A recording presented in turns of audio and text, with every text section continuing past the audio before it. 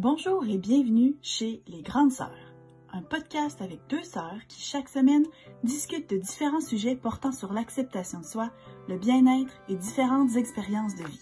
On veut se questionner avec vous sur l'identité et la recherche du bonheur avec des conversations intimes et sans jugement. Bref, soyons toutes des grandes sœurs les unes pour les autres. Bonne écoute! Bonjour et bienvenue tout le monde à l'épisode numéro 11 de notre podcast Les Grandes Sœurs. Allô Anso! Salut Marie, ça va bien? Dis-nous donc de quoi qu'on parle aujourd'hui. Aujourd'hui, on parle de comment apprendre à dire non. Comment être capable d'imposer nos limites, puis de pouvoir refuser des choses dans la vie, puis comment c'est important, même si on ne s'en rend pas toujours compte. Mais avant de s'engager encore plus dans le sujet, Anso, quoi de neuf? Quoi de neuf? Moi, hier, en fait. Hier, j'étais allée à la marche, aux manifestations, contre... Oui, c'est ça. La marche contre le racisme envers les Asiatiques. Fait que pour ceux qui écoutent puis ou qui ont juste oublié ou vous le savez juste pas, en fait, Marie et moi, on est à moitié vietnamienne. Ça, on n'en parle pas souvent parce qu'on est genre vraiment, on sonne vraiment québécoise puis on est né ici. Mais on est à moitié asiatique. Pas qu'on devrait être asiatique pour que ce soit important de toute façon. Ça devrait être important pour tout le monde. Mais j'ai l'impression que on parle souvent du racisme envers les Noirs. Puis surtout depuis le début de la COVID, il y a beaucoup plus de crimes de haine. Haineux. Crimes haineux, oui.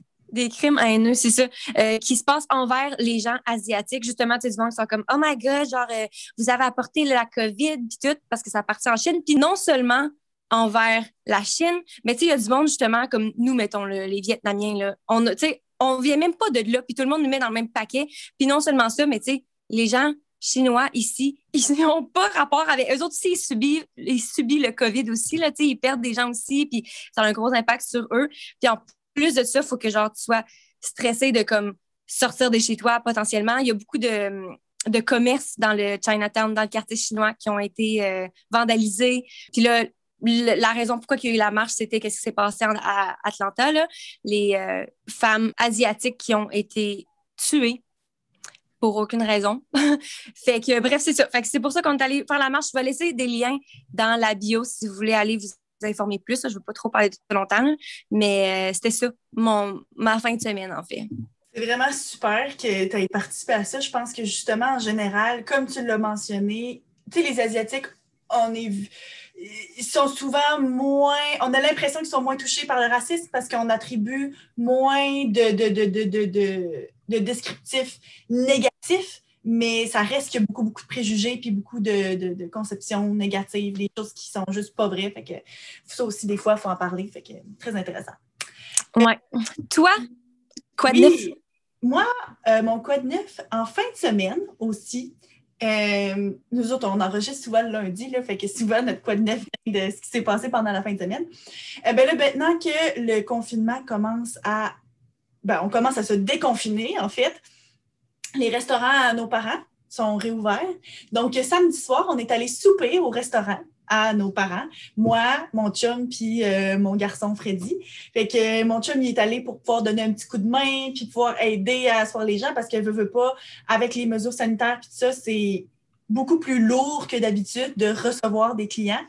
Fait que pour la première fois en des mois, on est sortis. Moi, je me suis assise à une table avec Freddy, puis là, on a mangé tranquille pendant que les autres travaillaient, puis ça. Puis c'était tellement le fun de revivre l'expérience restaurant. Puis c'est sûr que c'est complètement différent parce qu'il y a beaucoup plus d'espace entre les tables, le monde va porter les masques. Tu sais, l'expérience est différente, mais c'était tellement le fun parce qu'on pouvait sentir à quel point les gens étaient contents d'être là. Puis que, tu sais, malgré que l'ambiance est différente, le monde était content de retrouver leurs habitudes puis de retourner manger au restaurant. Puis en plus, c'est que Freddy, lui, c'est la première fois dans sa mémoire qu'il allait au restaurant. Là. La dernière fois qu'on l'a amené, il avait peut-être 7-8 mois et qu'il était tout bébé. Puis là, il était tout curieux, il regardait les gens, il était comme émerveillé. Au début, il était gêné, puis là, tout d'un coup, il s'est dégêné quasiment un peu trop. Puis il se promenait dans le restaurant, puis il montrait ses souliers aux étrangers. Puis à un moment donné, il y a une petite fille qui est rentrée, avec une couronne, puis un tutu, puis elle était toute bien maquillée, puis tout ça. Puis quand Freddy l'a vu, il était tout impressionné. Il est allé la voir genre 10 fois pendant la soirée, là, aller se planter devant elle, puis faire des sourires avant de retourner à Garde. So cute! Oui, vraiment. Il s'est fait un fun noir, puis c'était vraiment, c'est ça, c'était vraiment le fun de sortir. Puis justement, les gens, vu qu'ils sont contents de ressortir, en général, sont très respectueux des mesures sanitaires. Fait que, tu sais, c'était quand même... Moi, j'avais pas l'impression de me mettre en danger. C'était sécuritaire. Puis c'était vraiment juste une belle soirée de pouvoir sortir et en profiter. Pour ceux qui sont curieux, le restaurant de nos parents, ils ont 2 restaurants, puis c'est les Hauts-Vieux du Lutte, à Lévis puis à Saint-Nicolas. Si jamais vous voulez aller dire allô, c'est nos parents qui sont là. Une petite plug. Oui, c'est ça. Bon, alors maintenant qu'on a parlé de nos quad, commençons avec comment apprendre à dire non et poser nos limites. Fait que là, le premier aspect de ce qu'on veut discuter, c'est comment imposer nos limites aux gens autour de nous. Puis moi, je pense que ce qui est important de mentionner là-dedans, c'est que la raison pour laquelle c'est important d'être capable d'imposer nos limites, c'est que ça démontre qu'on prend en considération nos propres limites, nos propres besoins. Puis en tant que personne, d'être capable de dire aux autres ce qui est pas approprié pour nous ou au contraire qu'on aime, c'est une belle façon de se respecter soi-même puis se démontrer de l'amour pour soi-même. Fait que, tu sais, dans notre podcast, on parle souvent de s'aimer soi-même puis d'avoir plus confiance en soi puis de plus s'apprécier puis d'avoir de la compassion pour nous-mêmes, des choses comme ça. Puis ça, bien, sans nécessairement qu'on s'en rende compte, ça fait vraiment beaucoup partie de quand on se donne beaucoup de valeur à nous-mêmes, ben, on donne de la valeur à nos opinions puis à nos sentiments, fait qu'on est capable d'imposer nos limites aux autres. Cela étant dit, je suis absolument poche pour le faire. Je suis pas bonne pour imposer mes propres limites. Je pense que aussi, justement, comme tu disais au début, c'est pas quelque chose. Il y a plein de monde qui se pose même pas la question. Fait que non seulement ça devient peut-être pas naturellement, mais c'est peut-être pas quelque chose que tu as pris le temps dans ta vie ou comme pris l'habitude de faire. Fait que c'est sûr que dans ce temps-là, tu sais, si on n'est pas habitué de le faire, mais c'est pour ça justement que c'est aussi important puis qu'on veut en parler parce qu'on veut vous montrer justement pourquoi c'est important. Je pense que le plus important là-dedans, oui, il y a le fait de se respecter soi-même, mais c'est aussi le fait que comment est-ce que tu veux t'attendre à ce que les autres te respectent puis respectent ton temps puis ta personne si toi-même tu te respectes pas puis que t'es pas clair dans tes limites. Tu sais, le monde, si tu dis jamais non, puis on va en parler après de comment dire non, on va vous aider à là-dedans, là. Mais tu sais, si tu dis jamais non, tu peux pas t'attendre à ce que les gens le sachent. Tu sais, le monde va continuer à en demander puis à prendre de toi. Puis tu sais, tu peux pas leur en vouloir parce que tu leur dis même pas, genre. Fait que ça, c'est vraiment important, justement, d'avoir nos limites à l'avance. Fait qu'en fait, vous pouvez faire une liste. Vous pourriez littéralement, genre, vous asseoir puis faire une liste de vos limites, en fait. Puis on va vous donner des exemples parce que ça peut peut-être avoir l'air un petit peu arbitraire, là, que c'est quoi vos limites, là. Oui, parce que moi, j'en ai. Ouais, vas-y. Ben, je pense aussi que ce qui est important, c'est avant même de faire une liste, de se poser la question, est-ce que j'en ai besoin? Parce que moi, je me rappelle quand Anso et moi, on a parlé pendant notre préparation de cet épisode-là, puis que moi, je disais à quel point j'étais pas bonne pour ça. J'ai eu une conversation avec notre père par rapport à ça, puis lui, il disait ça, il dit, ouais, ben moi non plus, j'en ai pas des limites. Il dit, mais moi, par exemple, ça me dérange pas parce que j'en veux pas, puis je n'ai pas besoin de ça. Donc, lui, il s'est posé la question, puis je pense que c'est ça qui est important parce que quand je dis que moi, je suis poche pour poser mes limites, c'est que je me rends compte qu'il y a certains aspects de ma vie dans lesquels je ne ressens pas le besoin d'en avoir parce que je sais que je suis quelqu'un qui est quand même facile à vivre puis que ça me dérange pas trop justement avoir à consolider les limites des autres puis les demandes des autres parce qu'en général, c'est ça, je suis quelqu'un je me considère comme étant flexible. Mais je me rends compte qu'il y a certains aspects de ma vie dans lesquels je bénéficierais beaucoup d'être capable de les imposer. Donc, de s'asseoir puis se poser la question, OK, tel aspect de ma vie, est-ce que ça serait une bonne idée pour moi d'établir des limites avant de commencer? Mais comme tu dis, pour toi, c'est quelque chose, toi, tu en as des limites, toi, ça t'est venu comme naturellement de les mettre. Ouais, moi, puis même quand j'y pense, j'ai le non facile.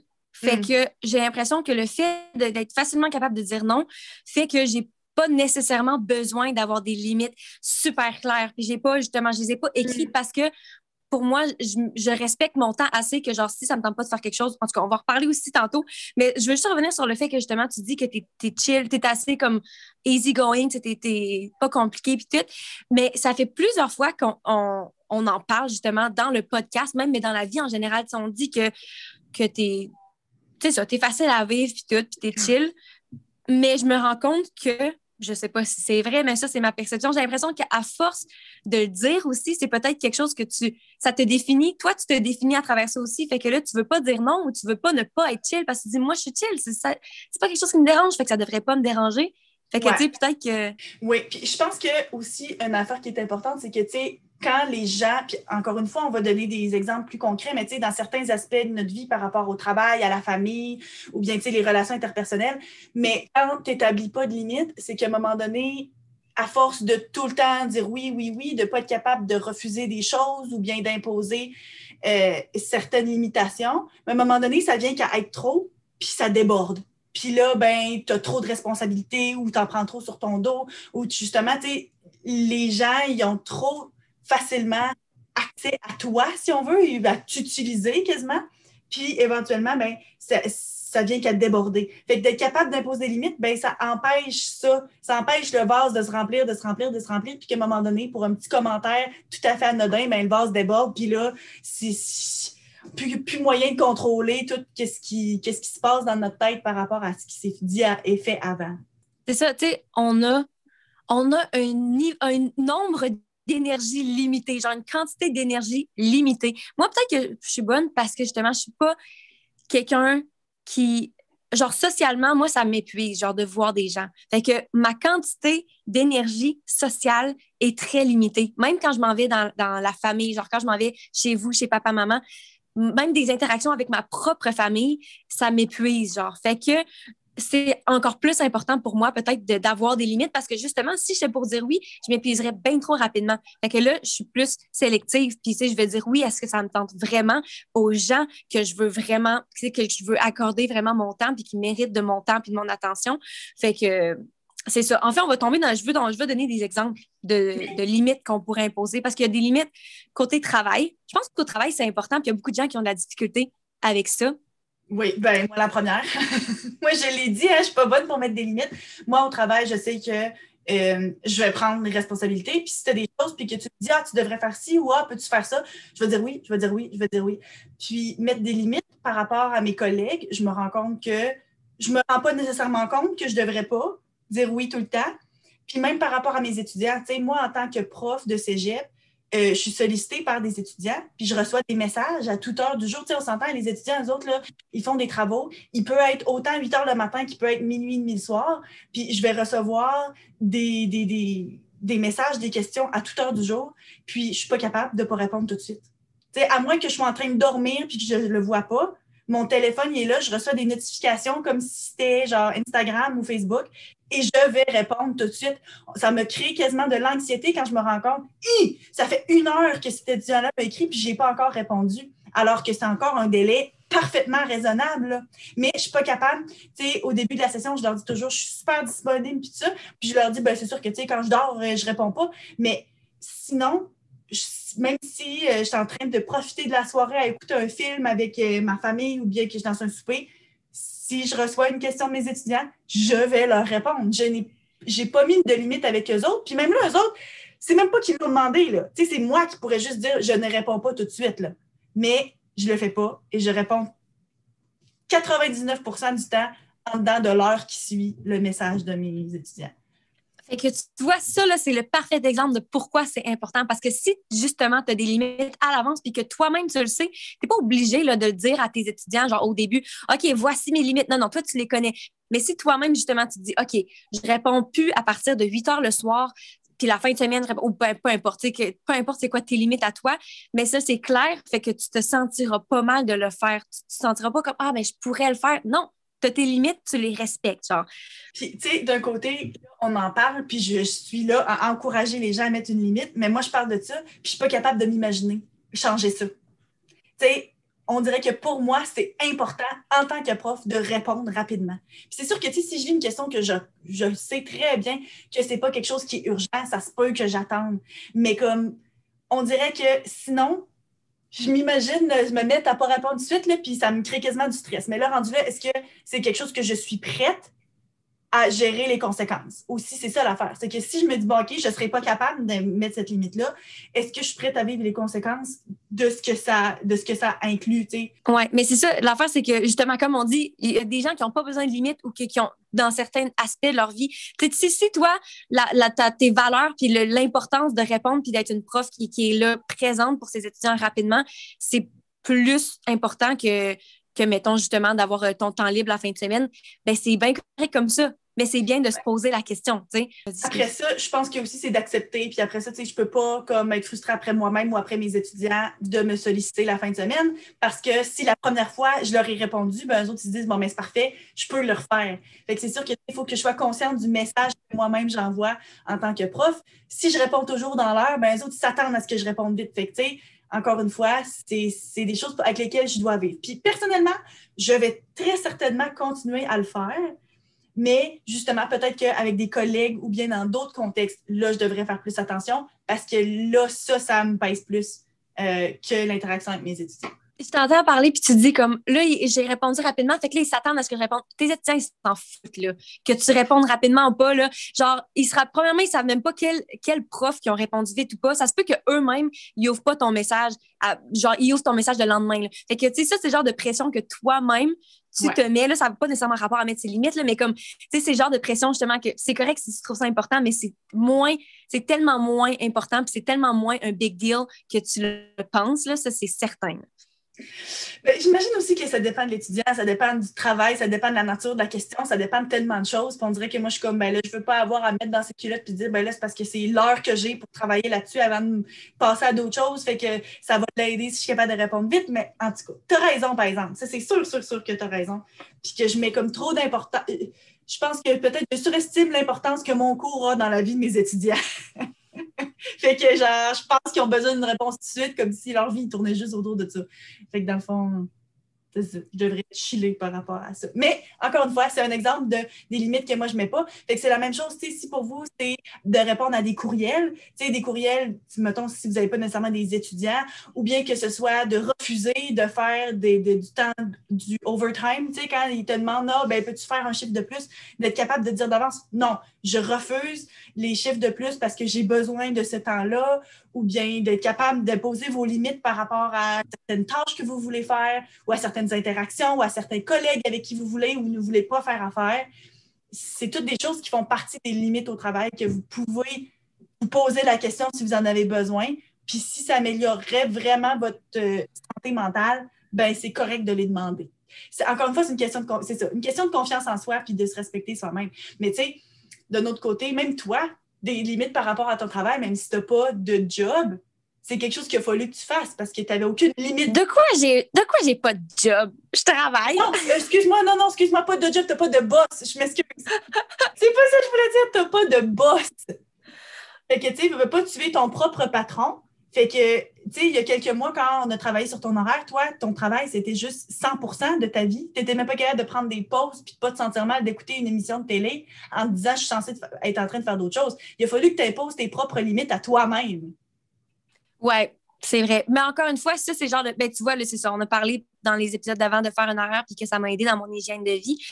Mais en même temps, moi, justement, c'est quelque chose que je suis bien là-dedans puis que j'aime ça puis que je le vois pas comme, oh my God, il faut que je travaille. Je suis comme, non, j'aime ça, faire des vidéos. Fait que, encore une fois, peut-être que c'est un aspect de ma vie que je suis comme, tu vois, il y a plein de monde qui ont besoin de limites. Moi, je ressens moins le besoin d'avoir des limites. Fait que c'est quand même peut-être similaire à toi dans ton aspect. Parlons de limites dans la famille. Donc, avec des membres de votre famille. Puis là, on parle, c'est sûr que en tant qu'adulte, notre famille, on n'habite plus avec nos parents, on n'habite plus avec nos frères et sœurs, ça, mais des relations familiales, ça peut quand même être compliqué, des fois avec des beaux-parents, avec des belles-sœurs, avec nos parents qui veulent encore avoir des opinions sur des choses dans nos vies. Puis ça aussi, c'est le genre de choses que des fois, c'est pas facile d'imposer nos limites parce qu'on veut pas décevoir ou on veut pas vexer des gens. Encore une fois, moi, je pense pas que c'est quelque chose que... Je le sais pas. J'ai vraiment l'impression que ça me vient naturellement, mais des limites. J'ai jamais eu l'impression que je voulais pas décevoir quelqu'un. J'ai quand même toujours eu de la facilité, admettons, si j'ai quelque chose à dire à nos parents, de juste les asseoir, puis d'en parler. Je pense que ça, c'est peut-être plus quelque chose que toi, tu ressens, là, de vouloir comme plaire ou je sais pas. Ben, pas nécessairement plaire. Ben, moi, je dois dire que je suis vraiment, vraiment chanceuse, mais je suis dans une situation qui pourrait rapidement devenir comme problématique parce que j'en ai sûrement déjà parlé, mais tu sais, Freddy, mon fils, là, il a 18 mois, puis il ne va pas à la garderie parce qu'on n'a pas de garderie. Hein? On le sait tous. Ben, on le sait tous. Je ne sais pas si vous le savez, avoir des garderies au Québec, c'est vraiment pas une tâche aisée. On est chanceux parce que et mes parents et les parents de mon conjoint sont disponibles et veulent garder notre garçon. Donc, ils se le partagent 2 jours, 3 jours, 2 jours, 3 jours, ils s'échangent pour le garder. Puis, sérieusement, c'est une situation idéale parce que Freddy adore ses grands-parents. Puis, j'ai une relation vraiment, vraiment saine avec nos parents et avec mes beaux-parents. Donc, en général, la façon dont ils nous ont élevés, moi puis mon chum, est full similaire. Ils sont très, très ouverts d'esprit. Ils sont très, tu sais, ils sont pas tant contrôlants quand je dis des choses. Fait que ça va vraiment bien. Mais je sais que si j'avais à imposer des limites, s'il y avait quelque chose que ma belle-mère faisait que j'aime pas ou que ma mère faisait puis que j'aime pas, j'aurais de la difficulté à leur dire. Je suis vraiment chanceuse parce que ça arrive vraiment pas souvent, mais je sais que j'aurais full de difficultés. Puis le meilleur exemple, c'est que j'ai une seule règle par rapport à l'alimentation de mon garçon, c'est que je veux pas qu'il boive de jus.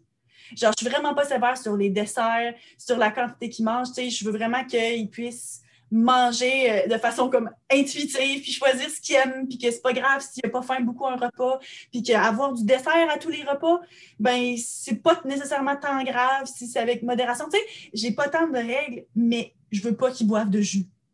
Point. Puis, je sais que ma mère, elle en donne des fois. Puis, je suis pas capable de dire, maman, je t'ai dit, je voulais pas qu'il boive du jus. Je fais juste faire, ouais, t'as bu du jus, puis je le dis à Freddy en espérant qu'elle l'entende. Mais je peux pas... Tu le dis à Freddy, tu le dis à ton enfant de 16 mois. T'as bu du jus, là? Je t'ai dit de pas boire du jus. Mais je suis pas capable de la confronter parce que là, je suis tout le temps en train de me dire « Oh, mais là, c'est pas vraiment grave. » Tu sais, puis comme tel, là, je pense pas que c'est arrivé si souvent. Mais ça reste que je suis pas capable de faire « Hey, maman, hein? Je pensais que j'avais été claire, que j'avais dit que je voulais pas qu'ils boivent du jus. Tu sais, est-ce qu'on pourrait respecter ça? Pas capable. Pas capable. Ben là, elle va écouter le podcast. Là. Voici, maman, c'est ton message. Puis depuis tantôt que j'en parle, puis que je sais qu'elle va l'écouter, puis que j'y pense, tu sais, imagine-tu. Puis comme tel, on s'entend, là. Maman, là, elle n'en fera pas de couple. Elle ne va pas arriver, genre, à soir, puis venir me porter Freddy, puis me chicaner, genre, parce que, tu sais, mais je sais pas pourquoi. Moi, j'ai bien de la difficulté à faire ça. Puis je sais, en lisant justement sur des forums de mamans, il y a beaucoup de monde qui ont la difficulté à imposer leurs limites par rapport à des beaux-parents ou des parents qui veulent prendre des décisions dans la vie de leurs enfants.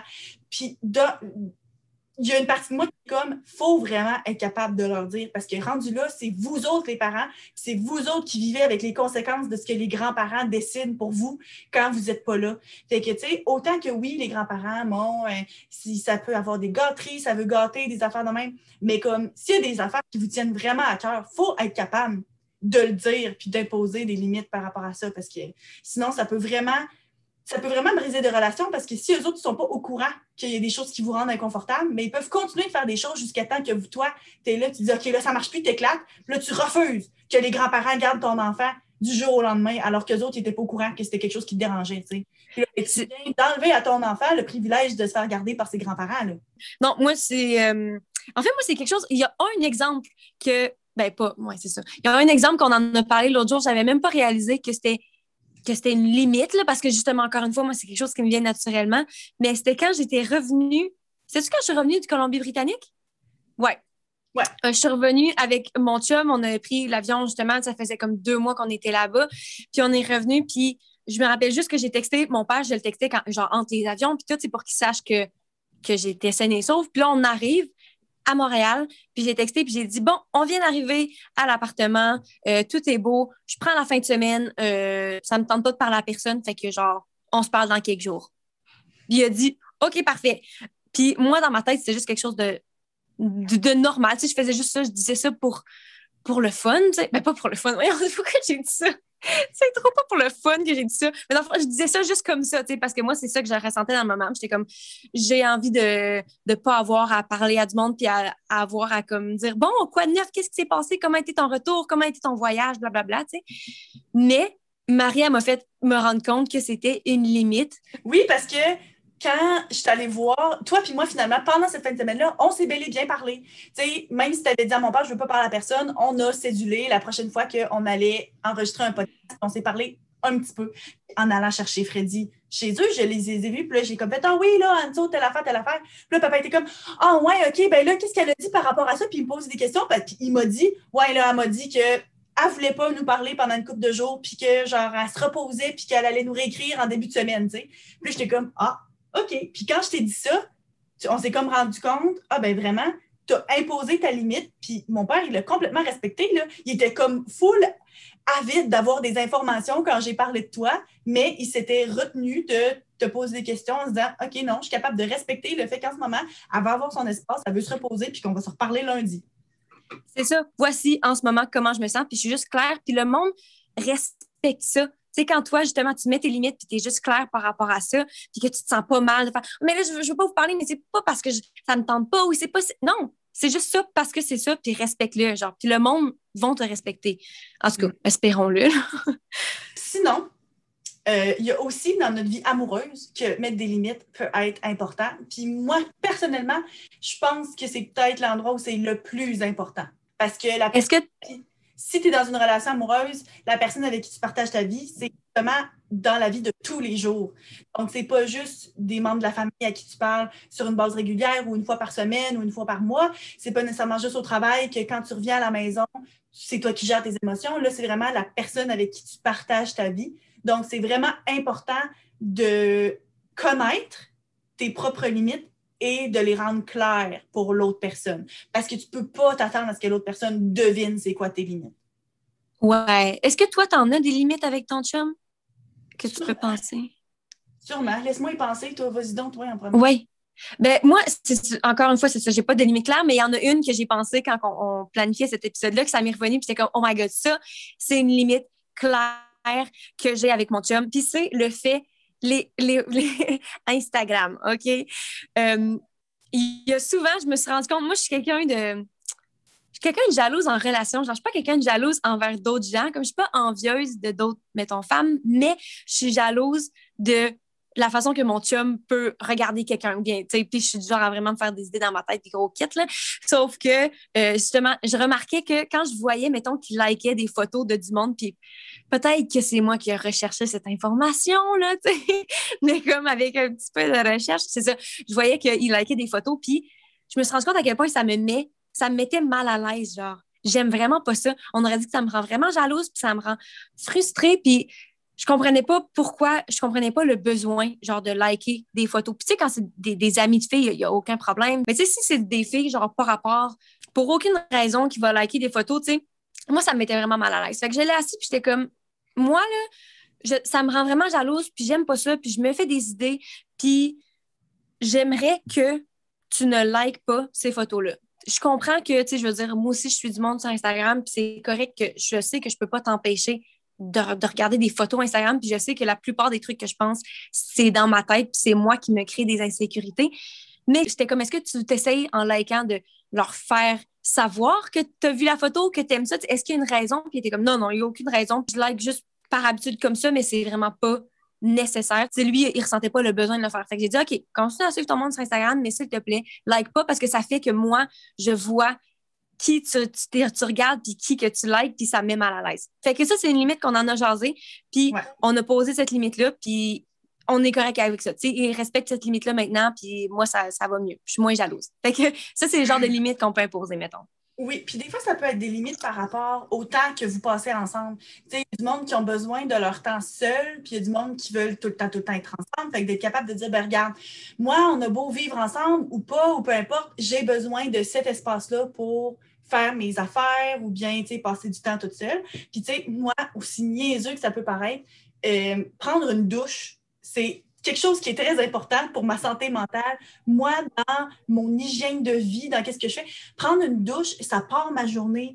Je me sens, je me sens pas prête à partir de ma journée tant que j'ai pas pris ma douche. OK? C'est juste ça. Puis le matin, je me rappelle, tu sais, quand, mettons, je venais juste d'accoucher de Freddy, puis qu'Alex fallait qu'il retourne au travail, puis moi, je m'en occupais à la journée longue. J'avais pas personne pour qui c'était important que je prenne ma douche. Puis j'étais pas vraiment si sale que ça de la veille, tu sais, parce que je passe ma journée à la maison. Puis comme tel, j'avais pas physiquement absolument besoin de me laver. Mais pour moi, c'est important de prendre ma douche. Puis c'est quelque chose que j'ai rendu clair avec mon chum, puis que le matin, il savait qu'avant de partir travailler ou avant de descendre en bas pour commencer sa journée de travail, une fois que la pandémie a commencé, il fallait qu'il aille calculer, qu'il puisse s'occuper de notre fils pendant un petit 5-10 minutes pour que je puisse aller prendre ma douche. Puis rendu là, ça ne me sert à rien que tu me dises « Ben non, tu ne pues pas » ou « Ben non, tu l'as pris hier soir » ou « Ah ben là, je presse. » Non, j'en ai besoin dans ma tête. C'est quelque chose qui, pour moi, est important. Rendu là, que tu le comprennes ou pas, moi, je m'en fous. J'ai juste besoin que tu sois là pour moi pendant ce temps-là pour que je puisse me respecter puis prendre du temps pour moi, que ce soit 5-10 minutes juste pour une douche. Puis pour quelqu'un, ça va être de prendre une demi-heure à tous les 3 jours pour aller courir un peu parce que c'est ça l'activité qu'ils veulent faire, mais d'être capable d'imposer ses limites puis de dire non, non, regarde, je sais que je suis une mère, je sais que je suis là puis que c'est ma job. Pas juste la job d'une mère de s'occuper d'un enfant, on va se le dire, mais tu sais, des fois, quand il y a d'autres obligations, de dire non, regarde, ça, là, j'en ai de besoin, puis c'est non négociable. Ou tu sais, ça pourrait être d'avoir ça, j'ai l'impression que c'est des petits exemples. Mais en fait, c'est la première limite qu'on parle, que justement, que tu es clair, puis que tu l'étais sûrement, tu avais une limite sans savoir que c'était une limite. Puis là, on en parle, puis t'es comme non, ça, j'avais ça, genre. Ouais. Mais tu sais, ça peut être aussi justement d'avoir un boys night ou un girls night. Genre que, tu sais, moi, là, les vendredis soirs, ou bien au moins une fois par semaine, je suis avec mes amis, genre, on est, tu sais, t'es pas là, ou ça peut être n'importe quoi, justement, genre, ouais. Mais c'est important de savoir, de te connaître assez puis de savoir qu'est-ce que tu as besoin, genre. C'est ça. Puis un exemple qui peut être délicat puis que moi, je vois souvent passer sur Internet, c'est du monde qui pose la question de « Ah, vous autres, qu'est-ce que vous pensez de votre chum qui écoute de la pornographie? » Puis ça, c'est souvent quelque chose que le monde, tu sais, des spotheads, encore une fois, tu sais, des jeunes mamans, je sais que je reviens souvent à ça, mais je prends beaucoup d'exemples de qu'est-ce que je lis. Puis comme « Ah, je me suis rendu compte que mon chum suit des OnlyFans. » ou bien qui écoutent de la pornographie, puis moi, ça me dérange, je suis comme ça. Puis là, qu'est-ce que vous en pensez? Puis comme tel, tu sais, après ça, tu lis les commentaires, puis il y a plein de monde qui est comme, ben non, voyons donc, c'est pas grave. Ou il y a du monde qui est comme, ah, moi, là, ça serait vraiment quelque chose qui briserait ma relation, puis ça. Puis comme tel, il n'y en a pas de bonnes ou de mauvaises réponses. Mais c'est à nous autres, ou bien même en tant que femme, si moi, j'écoute de la pornographie puis que mon chum, ça le dérange, ça peut aller dans les deux sens. Mais de dire, moi, personnellement, ça me dérange. Fait que, tu sais, comme tel, pas que les réponses des autres servent à rien dans ces questions-là que le monde pose sur Internet, mais comme tel, ça influence pas grand-chose si toi, tu n'as pas imposé ta limite. Puis si toi, ça te dérange, ça te dérange pas. Si moi, je sais que ça me dérange pas, bien, clairement, c'est correct. Je suis capable de vivre avec le fait que, mettons, mon chum écoute de la pornographie ou pas. Mais si toi, c'est quelque chose qui te dérange absolument, puis que ça vient te chercher dans ton estime de toi, puis que si, puis que ça, ou bien que la fréquence ou de la façon, ou tu sais, c'est ça qui est important. Ben, il faut que tu sois capable de le dire, puis d'en parler, puis de mettre ça sur table, puis de poser des questions du pourquoi est-ce que tu ressens besoin de faire telle affaire, pourquoi est-ce que c'est ici, tu sais, qu'est-ce qu'il y a derrière ça, c'est toi aussi, pourquoi est-ce que tu veux liker des photos de telle personne, puis d'une fois de comprendre ça, ben, se poser la question, OK, moi, est-ce que je me sens bien par rapport à ça, puis de trouver un terrain d'entente. Mais il faut être capable d'imposer les limites parce que si tu ne l'as jamais dit que toi, c'est quelque chose qui te dérange au plus haut point, tu ne peux pas le blâmer de le faire.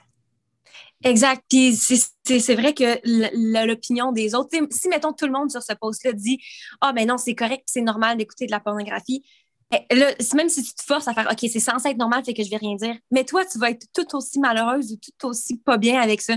Fait qu'il faut justement, encore une fois, se poser la question « Quelles sont mes limites? » Moi, je sais que je serais pas confortable que mon chum paye des OnlyFans. Tu payes de l'argent puis pourquoi est-ce que tu veux suivre ce monde en particulier? Mais personnellement, la pornographie, ça me dérange pas. Puis moi, j'en écoute sans lui aussi. Puis comme tout le monde a leurs limites différentes. Il y en a qui en auront C'est ça. pas, il y en a qui en ont beaucoup. C'est ça. Ben, tu sais, moi, je suis quand même similaire aussi en termes de ma position par rapport à ça. Moi aussi, que tu payes pour le contenu pornographique ou sexy de quelqu'un en particulier, c'est un non. Mais si je suis pas là, puis que je suis pas disponible ou que ça me tente pas, ben, c'est correct d'écouter de la pornographie quand c'est fait dans le respect. Même, tu sais, il n'y a pas de problème. Mais encore une fois, ça c'est mes limites à moi, puis sont établies et claires. Fait que rendu là, ben, tout le monde est heureux là-dedans. Mais si ça vous dérange, dites-le, puis trouvez un terrain d'entente, là, justement. Il faut être capable de se poser la question, de trouver la limite et de la communiquer. OK. Donc, maintenant qu'on a parlé d'imposer nos limites, comment dire non? Parce que, comme Anne-Sophie l'a mentionné au début, elle a quasiment pas besoin de mettre de limites juste parce qu'elle est bonne à dire non. Mais pour du monde comme moi, qui sont pas bons pour dire non, ben c'est là que les limites peuvent être utiles. Mais comment on fait pour dire non, Anne-Sophie? Oh my God, c'est tellement facile, là. Guys, vous dites non. Non. Tu ouvres la bouche, tu mets ta langue sur tes palettes, puis là, tu sors non. Ouais. Je vais vous donner un exemple, en fait, parce que, encore une fois, c'est comme. C'est simple, mais ça a l'air abstrait, justement. C'est facile de dire non, mais comment, pourquoi tu le fais, comment, là? Moi, mon meilleur exemple, c'est quand j'étais à l'université. C'est là où je disais souvent le plus non. Puis maintenant que j'y pense, c'est pas parce que j'étais à l'université nécessairement, mais c'est parce que dans ce temps-là, je côtoyais énormément de gens. Tu sais, maintenant, surtout dans le temps de COVID, mais maintenant, ben, tu sais, j'ai pas tant d'amis, puis comme, tu sais, je fais mes affaires, fait que j'ai pas nécessairement besoin de dire non souvent. Mais à l'université, je côtoyais tellement de gens, puis il y a tellement de gens qui s'attendent à ce que tu sois là à leur party, puis tout. Fait que c'était là l'importance, en fait, de dire non. Fait que moi, personnellement, souvent dans des parties, que tout le monde fait des parties la fin de semaine, si ça, je fais telle affaire le mardi soir ou peu importe, puis le monde te demande d'y aller. Puis c'est tout le temps tentant. Au début, t'es comme, ah, tu veux pas dire non dès le début parce que tu le sais pas. T'es comme, ah, je vais voir, je sais pas, je vais voir. Puis après ça, la semaine continue. Puis moi, j'étais à une petite université, fait que tout le monde te croise tout le temps. Genre, fait que c'est tout le temps le même monde qui te revoit pour te reposer la question. Puis là, la semaine avance, puis t'es comme, oh my God, je sais que ça me tente pas. Ou bien que, genre, je suis fatiguée de ma semaine, puis que je sais que le vendredi, ça me tente jamais de rien faire, genre. Mais tu sais pas comment dire non, fait que t'es comme, ouais, ça se peut que j'y aille, ouais. Puis là, tu décides finalement de dire oui parce que tu sais pas comment dire non, puis tu te dis, je vais changer d'idée, genre, rendu là. Tu sais, c'est pas un problème pour maintenant. Fait que la semaine avance, c'est comme, ouais, je vais être là, puis tout. Puis là, ça avance, c'est comme, oui, euh, ben, je vais voir. Mais comme j'ai peut-être des plans avec quelqu'un d'autre, il faut que je vois. Là, si ça fonctionne pas, je vais venir. Tu sais, moi, c'est tout le temps, j'entendais tout le temps ça. Le monde font des excuses, genre. Puis là, plus que la semaine avance, plus que tu stresses par rapport à ça parce que là, tu dis à tes amis, t'es comme, oh my God, ça me tente pas d'y aller, mais je sais pas comment dire non. Puis là, il va falloir que j'y aille. Est-ce que c'est juste un problème, moi? J'ai l'impression que tu me regardes et t'es comme, ça m'est jamais arrivé. Non, non, non, non. Je suis d'accord. Moi, j'ai dit oui, il y a des choses que je savais que ça me tentait pas, puis que j'ai fini par y aller, mais ça me tentait pas. Ouais, fait que là, plus que la semaine avance, puis là, finalement, c'est le soir même, puis le monde te texte ou le monde s'attend à ce que tu sois là. Puis là, tu sais plus quoi faire, puis t'es stressé, puis ça te tente pas, puis t'es épuisé de ta semaine, puis t'es comme là, il faut que j'y aille parce que toute la semaine, j'ai dit que j'allais y aller ou que, tu sais, j'ai dit que j'allais y aller si j'avais rien, puis là, j'ai rien d'autre. Fait que clairement, il faut que j'y aille. Puis là, t'es comme, est-ce que j'invente un mensonge? Est-ce que je fais semblant que je suis allée faire telle affaire avec telle autre personne? Puis là, tu te sens mal pour aucune raison, OK? Je vous explique la situation si vous aviez dit non dès le début, OK? Chose que moi, je faisais souvent. Quelqu'un me demande, hey, tu vas-tu à tel party? Non. Non, comment ça, non? T'as-tu quelque chose? Ah, ça me tente juste pas. Ah, non, c'est une soirée pour moi-même. Juste ça, là. Non, ça me tente pas ou non, c'est une soirée que je passe avec moi-même. Qu'est-ce que tu veux répondre à ça? Le monde, là, ils n'ont jamais rien à répondre. Si tu leur dis, peut-être, ils vont comme être, come on, genre, ouais, oh my God, on va la convaincre de venir, blablabla. Puis là, ils n'arrêtent pas. C'est pour ça qu'ils n'arrêtent pas de te leur demander. Si tu dis non, pourquoi? Parce que ça me tente juste pas ce soir ou ça me tente juste pas les vendredis. Il y a rien comme argument que le monde va dire. Le monde va faire, oh my God, ça me tente pas d'argumenter que quelqu'un vienne à mon party si ça leur tente pas. Il y a aucun attrait à ça. Puis le monde respecte ça parce que t'es juste clair. Puis que c'est pas, ça me tente pas d'y aller parce que je t'aime pas. Non, ça me tente pas d'y aller parce que ça me tente pas ce soir. C'est tout. Puis c'est assez. C'est une raison assez valable. Puis je sais que c'est assez valable parce que moi, je l'ai souvent dit. Puis ça dérange jamais le monde. On pense que le monde va le prendre mal, puis on pense que le monde va penser que oh my God, genre, je vais pas lui redemander la prochaine fois. C'est trop pas ça. Genre, faites juste dire non, puis la vraie raison du pourquoi dans le moment, dès que vous savez pourquoi, puis that's it, c'est aussi simple que ça. Mm. Non, je pense que ton exemple semble anodin par rapport à une situation sociale qui est clairement pas essentielle. Tu sais, c'est pas nécessairement de dire non à quelque chose au travail ou d'autres affaires de même, mais ça reste que ça illustre bien qu'est-ce que c'est. Tu sais, quelqu'un qui te demande une faveur, hey, peux-tu faire telle affaire au travail? Non, j'ai juste pas le temps. T'sais, la personne ne peut pas faire autrement que de respecter le fait que tu aies dit non, puis de devoir demander de l'aide ailleurs ou de devoir le faire eux-mêmes. C'est correct de demander de l'aide, mais en même temps, d'un côté, justement, le monde pose la question en s'attendant à ce que peut-être la réponse soit négative. Puis il faut être capable de vivre avec ça, le fait de ne pas toujours pouvoir tout donner aux autres puis de se prioriser. Mais d'un autre côté, tu sais, moi, encore une fois, dans la même veine, je ne suis pas nécessairement la meilleure pour dire non. Puis je pense que le meilleur exemple de ça, c'est toi puis ta chaîne YouTube. OK? On s'entend, pour ceux qui suivaient Anso sur sa chaîne YouTube, j'apparais souvent régulièrement, peut-être pas souvent, régulièrement dans tes vidéos. On s'entend, je suis là souvent. Puis moi, j'aime full ça. Tu sais, je consomme énormément de contenu sur YouTube. Fait que j'aime ça, entendre parler à sur YouTube. J'aime ça, participer à la planification de tes vidéos, ou bien te jaser de tes idées, puis te donner des idées, des choses que moi j'ai écoutées puis que j'ai aimées. Puis souvent, quand tu descends à Québec, ben tu vas planifier de filmer certaines choses avec moi parce que justement, j'ai donné telle idée ou bien une idée qui implique moi ou bien avec nos parents, des choses comme ça. En fait, c'est ça. T'es pas tant dans mes vidéos, mais quand je m'en vais à Québec, j'y vais comme... Ben, surtout avec COVID, j'y vais vraiment moins. Mais quand j'y vais, je suis comme, OK, là, il faut qu'on filme plein de vidéos avec ma famille puis avec ma soeur parce que quand je suis à Montréal ou ailleurs, ça sera pas possible. Fait que j'aime full ça, genre full filmer avec vous, puis surtout c'est toi. Ça. Puis l'affaire, c'est que moi aussi, j'adore ça. J'aime full ça, ça me tente. Mais d'un côté, je me rends compte des fois que, tu sais, mettons, elle vient pendant une semaine, puis là, on a 3 vidéos à filmer. Mais moi, j'ai ma propre job, j'ai ma propre famille, j'ai mes propres affaires à m'occuper. Mais parce que j'ai envie, puis parce que j'aime ça, je vais dire oui à tout sans me poser la question, est-ce que j'ai le temps de faire ça?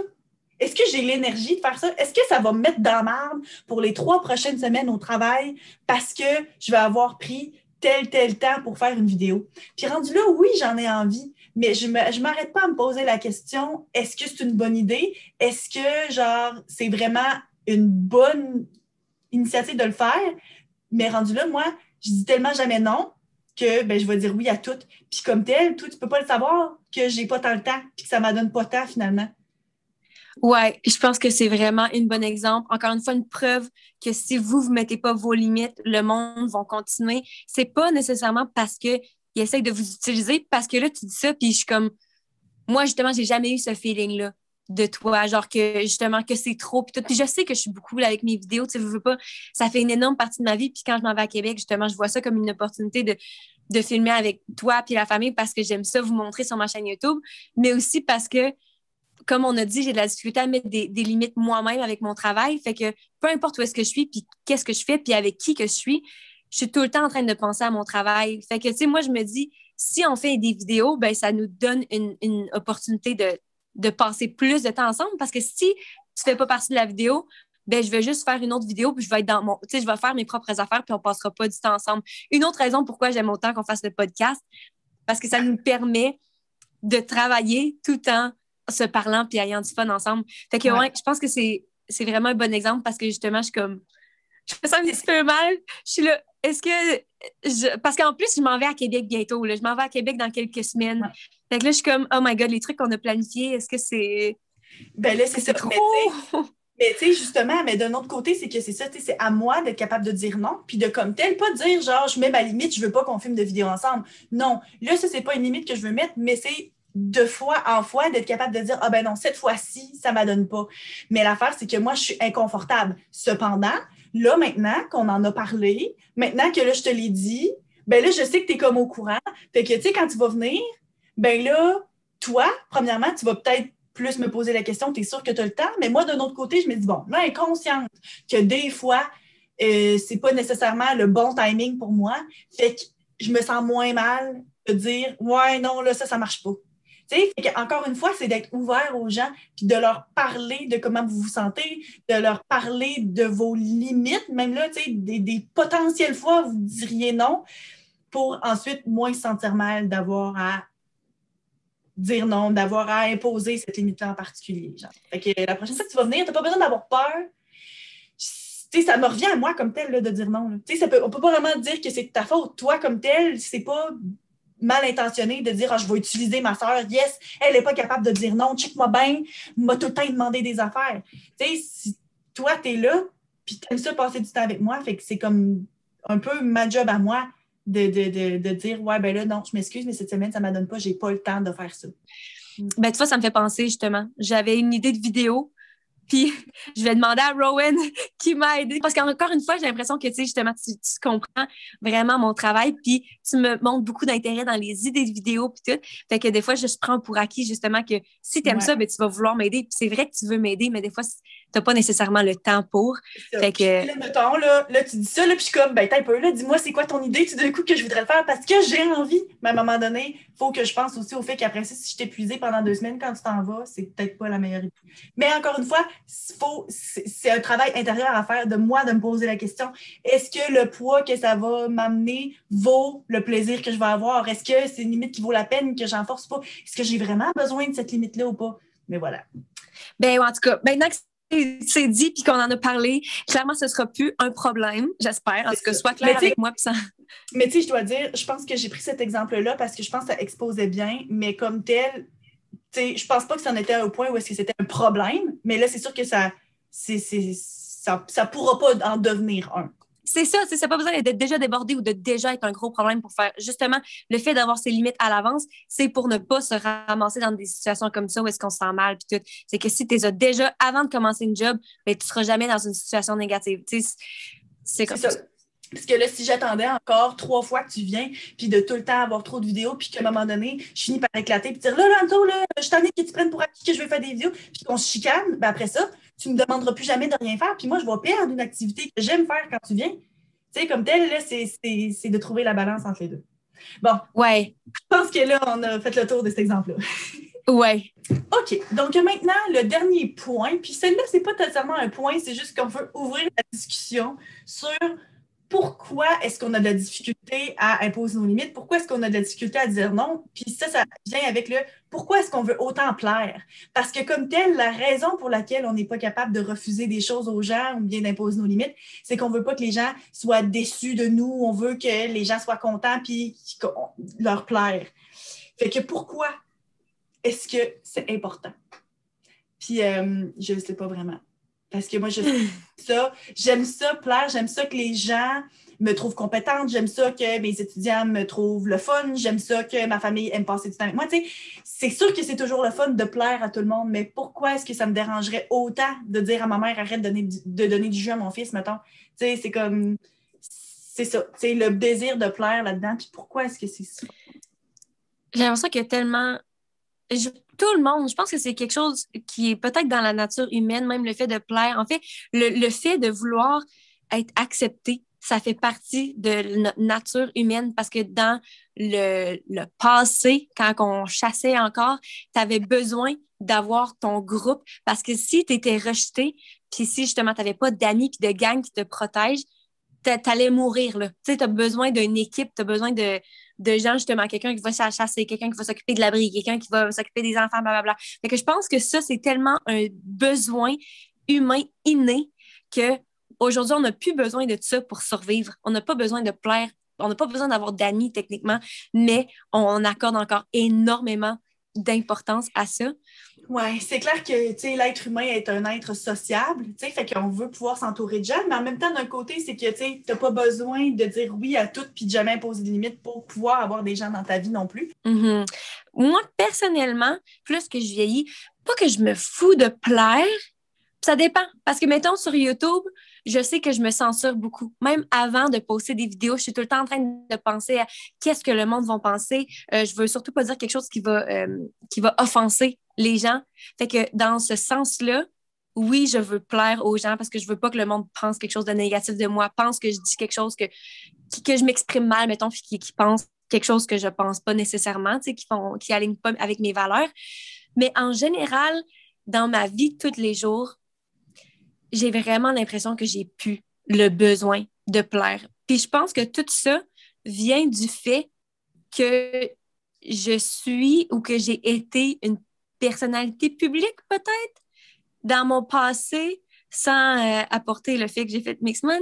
Non, mais j'ai l'impression que justement, tu sais, je voulais tellement plaire à ce moment-là, puis de se rendre compte que tu peux pas plaire à tout le monde. Même, il y a tellement de gens qui m'aimaient, mettons, dans le temps de Mixmania, puis tout, mais il y avait tellement de monde qui m'aimait pas aussi. Puis même chose sur YouTube, tu sais, il y a plein de monde clairement, le monde qui écoute mes vidéos aime mes vidéos, puis même moi, tu sais. Mais malgré tout, il y a du monde qui va avoir l'opinion complètement opposée, puis ils vont full pas m'aimer. Puis c'est là que je me dis, voyons, mais c'est impossible, parce que si j'étais pour changer pour que les gens qui m'aiment pas m'aiment, tout le monde qui m'aime en ce moment aimerait peut-être pas mon contenu ou bien trouverait ça bizarre que j'aille changer pour eux, puis tout. Fait que c'est ça. Vraiment, moi, ça m'a aidé à comprendre que je peux pas plaire à tout le monde, parce que j'ai été forcée, en fait, de ne pas plaire aux gens. Ouais, non, c'est ça, d'assumer le fait, tu as compris tôt que c'était impossible de plaire à tout le monde, fait qu'il a fallu que tu fasses la paix avec ça. Mais tu sais, je pense que le pourquoi plaire, c'est qu'on a beaucoup peur du jugement, puis ça, on en a parlé un petit peu dans un épisode passé, tu sais, qui, pour améliorer notre confiance en soi, il faut être capable de se dissocier de l'opinion des autres puis de la façon qu'ils nous jugent, parce que justement, c'est pas nécessairement bon. Mais tu sais, moi, je sais que même si j'ai quand même une bonne confiance en moi, je me rends compte que je me justifie souvent dans ce que je fais. Puis, je ne m'étais pas rendu compte, c'est toi qui m'avais parlé de ça, justement, quand on a préparé un peu l'épisode, puis qu'on parlait en général des points qu'on voulait aborder. Puis que j'étais comme, moi, non, mais tu sais, moi, l'opinion des autres, je pense que je suis quand même bonne pour gérer ça. Puis là, tu as dit, ouais, mais tu te justifies tout le temps. Puis je me rends compte que c'est vrai. Tu sais, mettons, tu viens chez nous, là, puis là, mettons, mon fils, là, il pète une crise. Mais là, je veux tout le temps être en train de dire, ouais, mais là, d'habitude, il est full gentil. Comme si j'avais besoin de justifier le fait que mon fils, il est fin, mais que comme, là, il mange des chips. Je suis comme, ouais, mais tu sais, la semaine, d'habitude, on n'en mange pas. Comme si j'avais besoin de justifier qu'est-ce que je nourris à mon enfant. Comme si j'étais pas sa mère, puis que c'était pas assez de prendre des décisions en tant que la personne qui s'en occupe. Mais encore une fois, puis tu sais, même encore une fois, ça c'est quelque chose, quand j'en ai parlé à notre père de notre épisode sur mettre les limites, lui-même, il m'a dit, moi, j'aimerais ça que tu en mettes plus des limites. J'étais comme, ah, de quoi tu parles? Tu sais, là, c'est nos parents qui s'occupent puis qui gardent notre garçon, mais quand il y a des semaines où est-ce que j'ai congé ou des affaires de même, je me justifie quasiment à dire, ouais, ben là, je vais venir le chercher plus tôt, ou ben là, désolé, mais là, la journée que tu es censé le garder, je vais le garder avec moi, comme s'il fallait que je justifie le fait que je vais garder mon propre enfant, puis je vais passer du temps avec mon propre enfant. Puis il est comme, sérieusement, là, il faut que tu arrêtes de faire ça. Fait que je pense que je ne sais pas d'où ça vient parce que je n'avais pas l'impression que c'est quelque chose qui m'importait tant, mais finalement, à réfléchir sur le sujet, je me rends compte que c'est vrai que je suis souvent en train de me justifier. Fait que clairement, cet aspect-là, je veux plaire dans la façon que je prends mes décisions. Moi, j'ai un autre exemple. Maintenant que j'y pense, il y a d'autres situations dans ma vie qui me prouvent pourquoi, justement, que moi, ça me dérange plus vraiment de plaire. Parce que je pense que pendant longtemps, puis ça, c'était après Mixmania, je pense que c'est peut-être à cause de ça, j'essayais tout le temps de bien paraître, justement, parce que j'avais l'impression qu'il y avait beaucoup de gens qui me regardaient ou bien, tu sais, beaucoup de gens qui s'attendaient à de quoi de moi. Puis j'avais l'impression qu'il fallait tout le temps que mon maquillage soit parfait, puis que, tu sais, que je sois bien habillée, puis que, tu sais, je dise les bonnes affaires, puis blablabla. Puis, tu sais, pendant longtemps, j'ai été dans cet espace mental-là qu'il faut tout le temps, justement, que... Je sais pas si je voulais que le monde m'aime ou en tout cas, il fallait que je sois parfaite. Puis, maintenant que j'y pense, j'ai souvent parlé à des amis que j'ai aujourd'hui que j'avais pas dans le temps, surtout à l'université, en fait, que, mettons, dans la première année, j'étais pas nécessairement amie avec eux, puis que par la suite, je suis devenue amie. Puis tu viens sur le sujet de « Ah, qu'est-ce que tu pensais de moi, genre, avant qu'on se rencontre? » Puis tout. Puis tout le monde, leur opinion de moi, c'était comme « Oh my God, la fille, genre, elle pense qu'elle est tellement cool. » Puis j'étais comme la Kylie Jenner. Le monde m'appelait Kylie Jenner, genre parce que j'étais tout le temps toute préparée. Puis tout. Puis je me suis rendu compte à la longue que le monde avait tellement, pas nécessairement une opinion négative, mais clairement pas positive. Tu sais, vraiment des idées préconçues. Puis tout. Puis moi, qui essayais de tout le temps faire la bonne affaire puis d'avoir l'air parfaite pour que le monde, justement, pense la bonne affaire de moi, ça faisait l'effet contraire complètement. Fait que, tu sais, au final, tu peux vraiment pas plaire à personne, puis tu peux pas essayer de plaire aux gens. Parce que si tu fais quelque chose pour essayer de plaire à quelqu'un, il y a plein d'autres mondes qui vont penser quelque chose de différent. Puis, fait que c'est d'où l'importance d'être juste toi-même, puis d'être confortable avec toi-même. Parce que, tu sais, j'étais pas nécessairement confortable aussi. J'utilisais le maquillage pour me cacher parce que j'étais gênée, puis tout. Fait que, tu sais, il y avait plein d'affaires qu'au final, j'utilisais ça comme mur de protection, puis j'étais pas nécessairement moi-même bien avec moi-même. Puis après ça, le monde me juge. Fait que tu dis, au final, il y a personne qui gagne. Moi, je suis pas gagnant en attelant. Le monde, la façon que le monde me voit, c'est pas plus gagnant. Fait que tu sais, c'est important de juste vivre pour toi-même qu'est-ce qui, toi, te rend heureuse parce que le monde, oups, je viens de perdre mon écouteur, parce que le monde va te juger quand même, puis le monde va quand même, tu sais, même si tu t'étais pour traiter ton enfant à 100% de la meilleure façon, de pas lui donner du jus, d'être peu importe c'est quoi, il y a plein de monde qui vont faire « Oh my God, genre, elle donne pas de jus à ses enfants. Mais on sait quoi, là? Ses enfants peuvent pas vivre. » Ou bien, tu sais, il y a tout le temps quelqu'un qui va juger de toute façon. Oui, puis c'est clair parce que, tu sais, autant qu'il y a du monde que sur Instagram, ils montrent vraiment la vraie personne qu'ils sont puis qu'ils vont pas retoucher leurs photos, puis le monde va applaudir le fait qu'ils sont autant qu'ils vont se faire critiquer, mais autant qu'il y a du monde qui vont juste poster du contenu super poli, super, tu sais, polished, puis des affaires toutes parfaites, ben ils vont dire « Ah, cette personne-là est donc bien fake. » Ou plate. C'est ça, c'est quoi cette représentation-là? C'est pas vrai qu'être une mère, c'est aussi parfait que ça, tu sais. Fait que finalement, il n'y a pas de façon y a pas de façon de gagner là-dedans. Fait que justement, je pense que tu as vraiment raison. Ton exemple, c'est le meilleur à date, je pense. C'est que rendu là, la perception des autres, tu n'as pas le contrôle là-dessus. Fait que comme toi, tu essaies d'avoir l'air parfaite, puis le monde probablement disait Ah ouais, ben là, elle est tellement prétentieuse ou elle est fake ou des affaires de même. Puis comme tel, c'était pas nécessairement vrai, mais quand le monde vient qu'à apprendre à te connaître, se rendre compte, ah, mais finalement, t'es pas de même pantoute, tu sais. En fait, là, maintenant, quand tu parles de différents comptes Instagram, justement, autant qu'il y a du monde qui montre à 100% genre qui sont puis leur vraie vie, il y a plein de monde là, qui veulent ça, qui ont besoin de voir ce contenu-là puis que ça les fait du bien puis qui aiment ça. Puis il y a plein d'autres mondes que justement sur Instagram, ils recherchent des comptes parfaits puis comme tu sais juste à pouvoir rêver de qu'est-ce que d'une vie idéale puis tout. Autant comme moi sur YouTube, ma chaîne, je fais ce que je fais, j'aime ça, puis il y a du monde qui m'aime puis qui va me suivre parce qu'ils aiment ça, le divertissement, ils aiment ça, le contenu mode, les challenges. Mais il y a plein d'autres types de channels sur la plateforme, puis toutes les channels sont pour des gens différents qui écoutent. Autant que chaque personne, on n'est pas fait pour tout le monde. Puis il faut comprendre que justement, il y a du monde qui vont nous aimer, puis il y a du monde qui ne vont pas nous aimer, puis il faut être nous-mêmes parce que si on s'entoure de gens qui nous aiment pour pas les bonnes raisons, ben on sera pas heureux. Moi, je veux que le monde qui m'écoute, ce soit mon monde, puis qui me supporte. Autant que je veux que mes amis m'aiment pour qui que je suis. T'sais? C'est le fait, si tu plais à tout le monde va vouloir t'entourer, mais toi-même, est-ce que tu veux être entouré de ces gens-là? Ouais, moi, je me rends compte que... Ah, vas-y. Vas-y, tu te rends compte que... Moi, je me rends compte que justement, le monde me respecte parce que justement, j'ai une tête sur les épaules puis que je vais me battre pour mes opinions. Puis plus que je me respecte là-dedans, justement, plus que le monde me respecte. Puis je me rends compte que c'est quelque chose qui est vraiment important pour moi. C'est une valeur. Je préfère vraiment plus que le monde qui me côtoie me respecte pour la personne que je suis au lieu de juste m'aimer pour la personne, comment j'agis, genre. Ouais, puis je pense qu'il y a aussi, tu sais, des fois, dans des relations amoureuses, on sous-estime ça. Tu sais, des fois, dire, ah là, la phase de lune de miel au début, puis que là, finalement, une fois qu'ils sont mariés ou une fois qu'ils ont emménagé ensemble ou quoi, ah là, la personne, elle change du tout au tout, mais c'est comme, si tu n'as pas agi comme la personne que tu es tout ce temps-là, finalement, la personne avec qui tu es tombée en amour avec qui? Elle n'est pas tombée en amour avec toi. Elle est tombée avec qui, tu sais, la façade que tu as mis, mais comme telle, tu veux pouvoir être toi-même parce que ça ne te tente pas qu'ils soient complètement désillusionnés le jour où est-ce que tu te mets à péter dans le lit avec eux autres. Tu sais, est-ce que tu t'es retenu les 3 premiers mois pour qu'ils tombent en amour avec toi? Mais après ça, ils tombent en amour d'une illusion, de quelqu'un qui n'est pas vraiment là, tu sais. Fait qu'il faut avoir confiance. Faut pas arrêter de vouloir plaire, mais il faut avoir confiance qu'on va plaire aux bonnes personnes, puis qu'on va plaire, tu sais, en étant nous-mêmes, on va plaire aux gens de qui on veut vraiment être entouré. Voilà. Bon. Malgré genre, voilà, on finit là-dessus.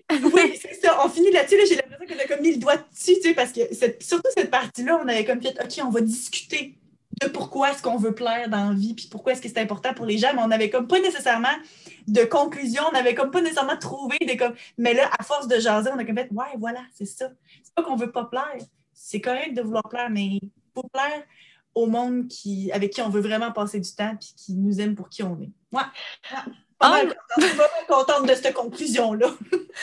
Cool! Marie, de quoi est-ce qu'on parle la semaine prochaine? Dis-nous donc ça. Oh my God, j'avais complètement oublié. La semaine prochaine, on va parler des langages de l'amour. Oh!